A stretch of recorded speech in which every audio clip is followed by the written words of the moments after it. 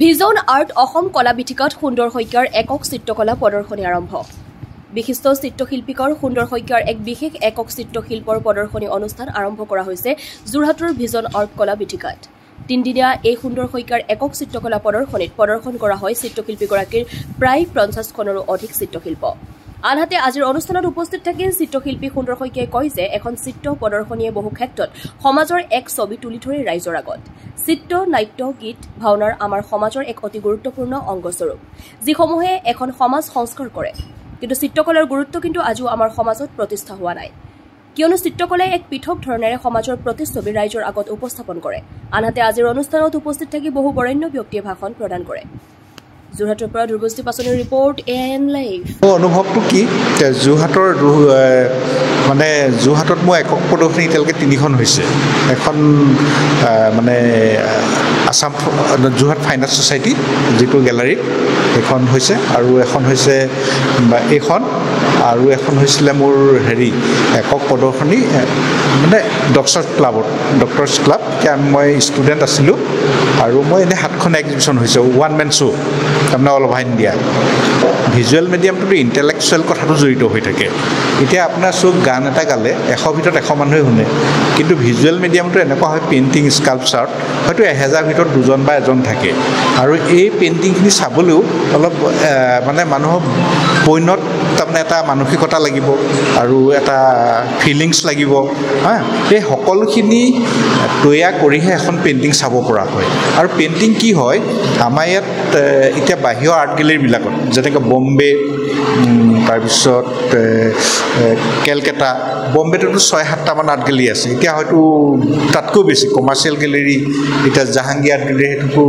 পৃথিৱীতে এটা শীৰ্ষস্থানীয় গেলেৰী তেতিয়া কি হয় এক্সিবিশ্যন হৈ থাকিলে আৰু মানুহে চাই থাকিলে এই ভিজুৱেল মিডিয়ামটোৰ লগত তাৰমানে আমাৰ দৃশ্য কলা বুলি কয় এইটো দেখা বস্তু তেতিয়া তাৰমানে মানুহবিলাক তাৰ লগত সম্পৰ্কটো হৈ যায় চাই সিহঁতি কথাবিলাক বুজি পায় আমাৰ যোৰহাটৰ নিচিনা এখন অনগ্ৰহ জেগাত হয়তো 6 মাহৰ মূৰতো এখন এক্সিবিশ্যন নহয় এবছৰ মূৰত এখন এক্সিবিশ্যন হয় তাতে চাবলৈ আহিলে বা কোনোবা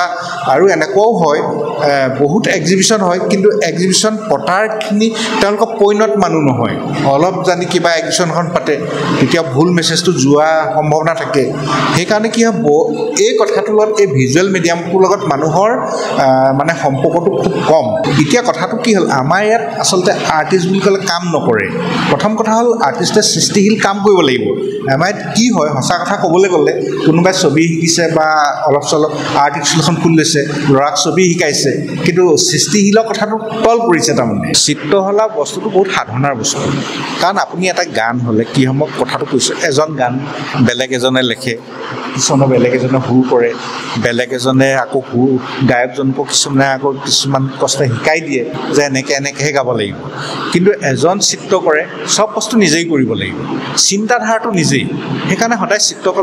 চিত্ৰশিল্পীজন বা এটা স্কাল্পটৰজন তাৰমানে ইণ্টেলেকচুৱেল মানুহ বুলি কয় ইণ্টেলেকচুৱেল মানুহ হ'লেহে ছবি আঁকিব পাৰিব এনেই আমি অংশপা কৰি দিলে ছবি নহয় আচলতে বহুতে এনেকুৱাও হয় যে সেইটো এটা মেইন প্ৰব্লেম হৈছে আমি কিছুমান অপৰিণত শিল্পী এখন কেনভাছ আঁৰি দিয়ে আৰু পৰিণত কিন্তু কি হয়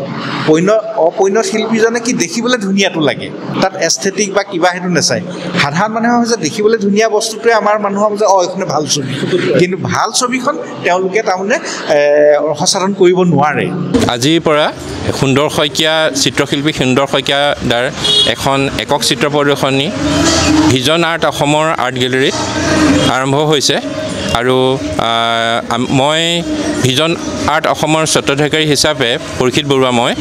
সকলোকে আহ্বান জনাইছোঁ যাতে এই এক্সিবিশ্যনখন চাইহি আৰু সুন্দৰ শইকীয়া দেৱক অনুপ্ৰেৰণা যোগায় আৰু তেখেতৰ চিত্ৰসমূহ আন চিত্ৰশিল্পীসকলৰ চিত্ৰসমূহতকৈ যথেষ্ট পৃথক কাৰণ তেখেতৰ চিত্ৰসমূহৰ যিবিলাক আমি ফিগাৰেটিভ ড্ৰয়িং দেখা পাওঁ সেইবিলাক তেওঁ টুইষ্টেড কৰি যিখিনি ডিষ্টৰ্টেড ফিগাৰ হয় কৰি পেলাই তেওঁ